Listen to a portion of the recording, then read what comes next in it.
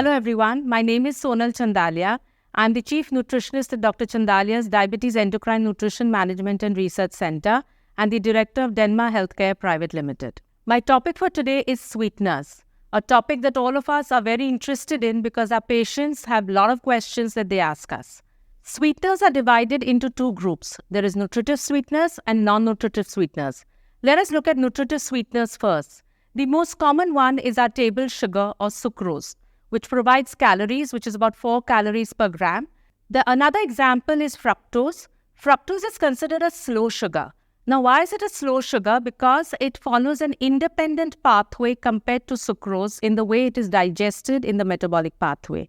So hence, it finally gets there as glucose, but yet at the same time, it is metabolized slowly.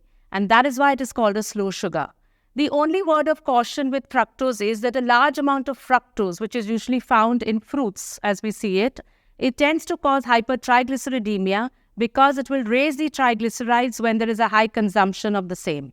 So when we mention fructose, what we need to understand that fructose also has an advantage over the table direct sugar sucrose is that it is metabolized independently. How? Because it is insulin independent. Hence, it is a good option to give fructose in the form of fruits to a diabetic when we are prescribing the diet plan. The third nutritive sweetener is polyols.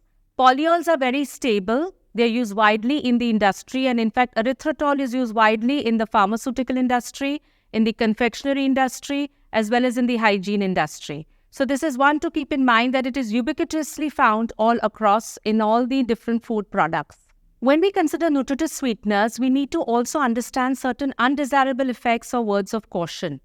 As far as fructose goes, which we mentioned is found in fruit sugar, when high amounts of fructose is consumed, which may be more than 2 to 3 fruits a day, it can have a diarrhea or laxative effect. Hence, we need to curtail the quantity that is consumed as a nutritive sweetener. Another very popular one in our country is honey. Most people understand that honey will not cause a rise in blood sugar, but that is actually a myth because honey also has a component of glucose in it as a monosaccharide. And if you have the honey and it's consumed every day, you will find that finally it will get converted to glucose and get there. So we need to give patients a word of caution that the honey is equivalent to having any other nutritive sweetener. Now we come to non-nutritive sweeteners. The definition of non-nutritive sweeteners as we know it today is basically that they do not provide calories into the diet or they provide negligible calories. And also they will not raise the blood glucose levels, and additionally they are multiple times as much sweeter than sucrose or glucose. Hence they are widely used in the industry today and they are manufactured for the purpose of providing the sweet taste to a person with diabetes, and they can enjoy that sweet taste without getting in the calories. So we come to the first non-nutritive sweetener, saccharin, one of the oldest sweeteners known. This has been widely used in the pharmaceutical industry, in the cosmetic industry, but yet today it is used but not as widely because there are much more newer options that are available. Now we come to the second non-nutritive sweetener, which is aspartame. It is a sweetener that the industry as well as healthcare professionals as well as the social media has loved to hate. Essentially with aspartame, we have a love-hate relationship because it has been highly controversial. But I would like to put some of the concepts to rest or bring them out accordingly so they can be used judiciously for patients. Firstly, remember that aspartame is a dipeptide which is made up of 2 amino acids. Hence, it crosses the blood-brain barrier very easily because it is even used, these amino acids are used in manufacturing neurotransmitters. When it does that, we need to remember that because it crosses the blood-brain barrier, it should not be used in children. From that point, we also understand that being neurotransmitters, it could cause migrainous headaches in certain individuals who are migraine sensitive or individuals who are also sensitive to monosodium glutamate or Ajinomoto. Hence, as a word of caution, though aspartame is so widely used, it is in these individuals that we need to avoid it, and also in those individuals who may have phenylketonuria, a genetic disorder, aspartame is omitted in those conditions. So this leads us to the question of aspartame, how much is too much? Aspartame is found in a large number of carbonated beverages, in all the kind of different beverages that are, very well manufactured and worldwide. But we need to understand that when we are considering the intake of any non-nutritive sweetener, we're considering the acceptable daily intake of that sweetener. What does that mean? It means that it will depend on the consumption of that particular product, in what quantity it is consumed. If the youth or the young population is actually replacing, as we see in the Western civilization, replacing these beverages for water, then it is a cause of concern and it needs to be limited. But in our Indian civilization, we do not opt for so many of the carbonated beverages. Then we know that if an adult is sticking under the acceptable daily intake of that particular sweetener, it may be okay to allow it and it is permissible within that limit. Hence, it may not be a cause of alarm. It actually depends on the total consumption per day of the particular product, even if it's a beverage or any food product, where that particular non-nutritive sweetener is used, such as where aspartame is used. We have the next non-nutritive sweetener, that is acesulfame K. Acesulfame K is pretty popular too, just like aspartame, and in fact, it is used with aspartame in a lot of carbonated beverages.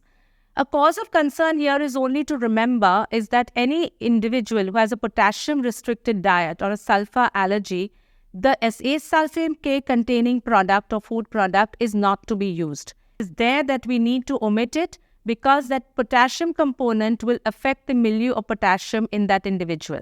So this is something that we need to elicit and understand when we do the history taking, whether it is the diet recall or whether it is a general history taking of a patient. It needs to be taken into consideration.